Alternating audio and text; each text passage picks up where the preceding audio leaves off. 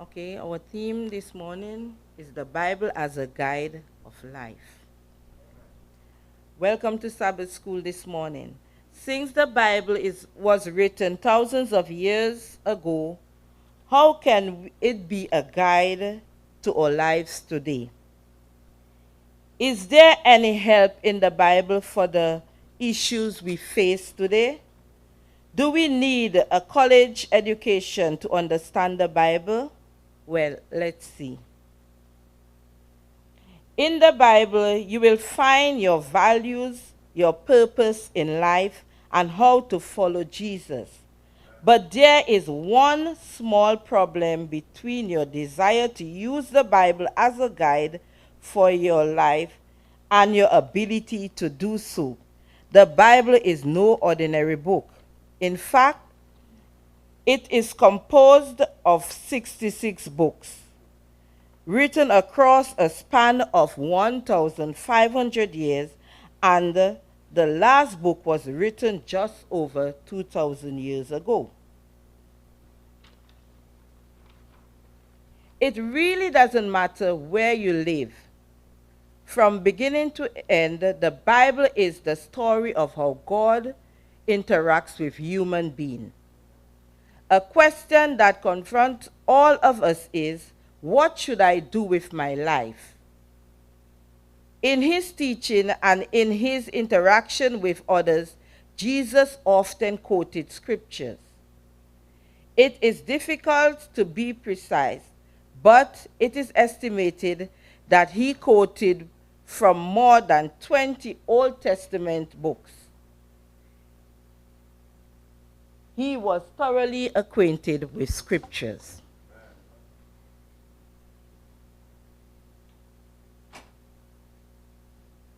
We'll now have the mission story.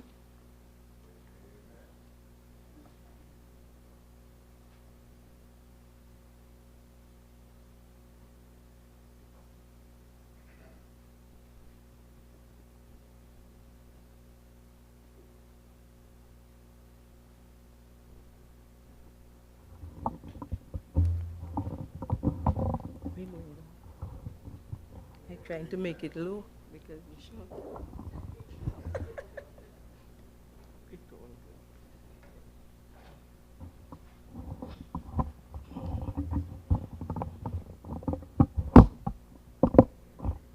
Thank you. Hello.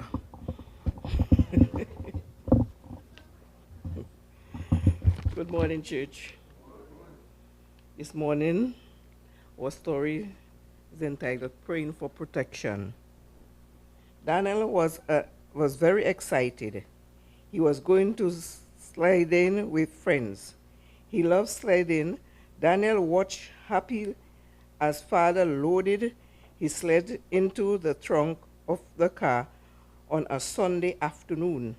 The sledge was just any sledge. It wasn't just any sledge, sorry. Daniel had a purple snow racer. A snow racer is led with a raised seat, a steering wheel, and runners that look like skates on the side. After the sledge was safely in the trunk, Daniel hopped into the car. Father, mother, and 4 of Daniel's friends also got into the car. Before leaving, Father bowed his head and prayed, "Dear God, please bless us and keep us safe. Amen." After 20 minutes, they arrived at the hill where they could go sliding.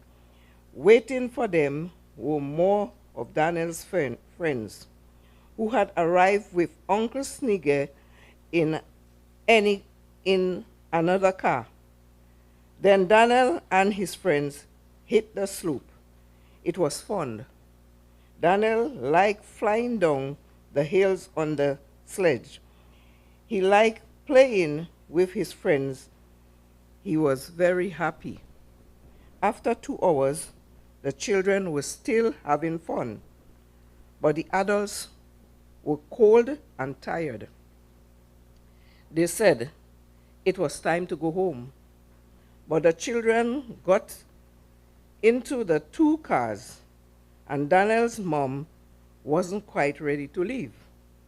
First, she waited to take off, she wanted to take off her shoe, but and to put on some dry shoes.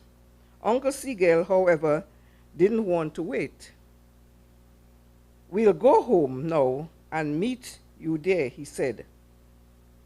"The way we can, in that way we can boil some water and have some hot tea waiting for you when you arrive."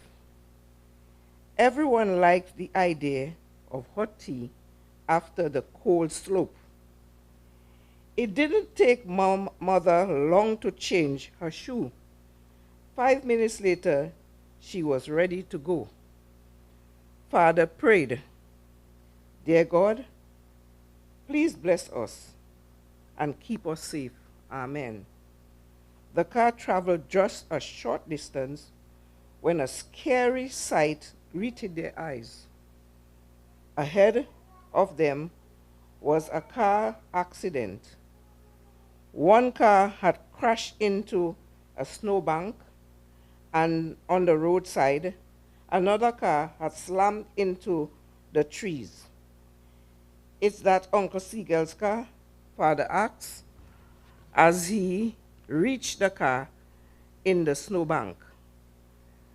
Father got out of the car just as Uncle Seagull got out of his car in the snowbank. "Are you okay?" Father asked. He was fine.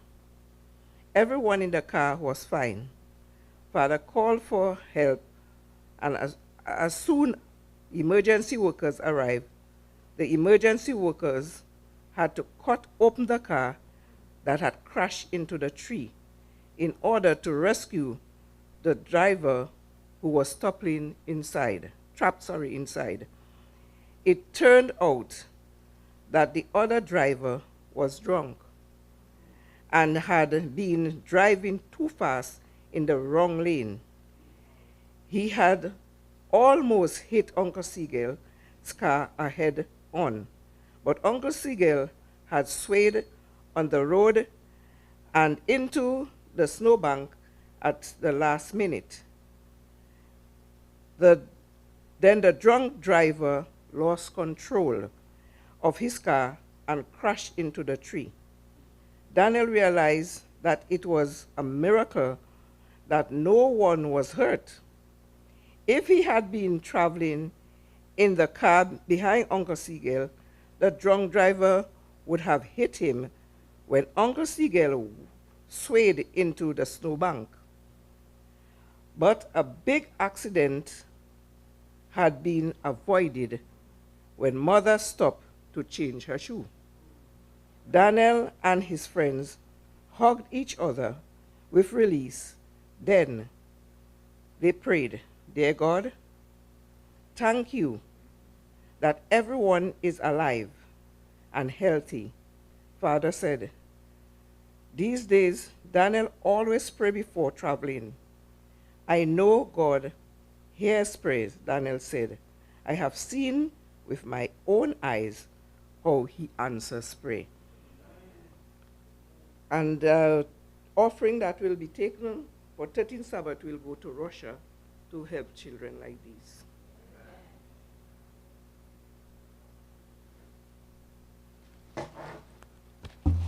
Thank you, Sister James. I have to go now.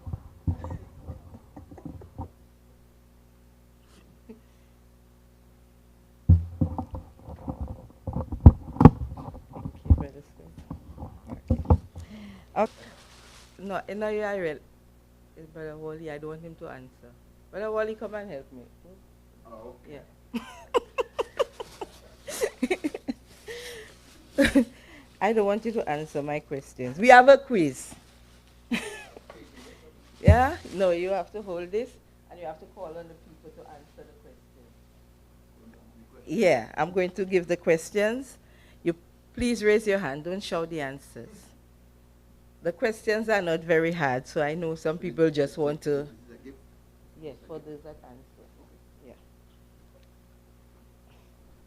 Okay, the first question is, what is the shortest chapter in the Bible? What is the shortest chapter in the Bible? Jude. I didn't say the shortest book. I said the shortest chapter. And you're not supposed to answer. You're supposed to call on the people to answer. Look. All right, sister. But look, sister. Oh. No, you. Oh, sorry. Sister James. What's that? Hold on.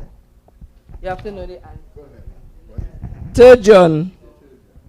She said 3 John. No, it's one of the songs. It's a song, but I don't know what's that. Is it Psalm 150? No, you're hot, but not. You're warm, but not hot.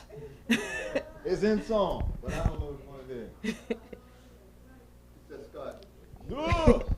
Is it Psalms 115? No, you're getting there. You're getting there. Jude. Oh, no. Not the book. Look. At the back, right in the back there. She has the answer correct. All right. Come on, somebody. I don't want anybody on the food. 100. 100? Yes. No. No. Let me get my brother right. 15. Say it again. 15. What 15? No. Okay. Psalm 15. No. No. Psalms Okay. 116. You almost there, you know. But 17.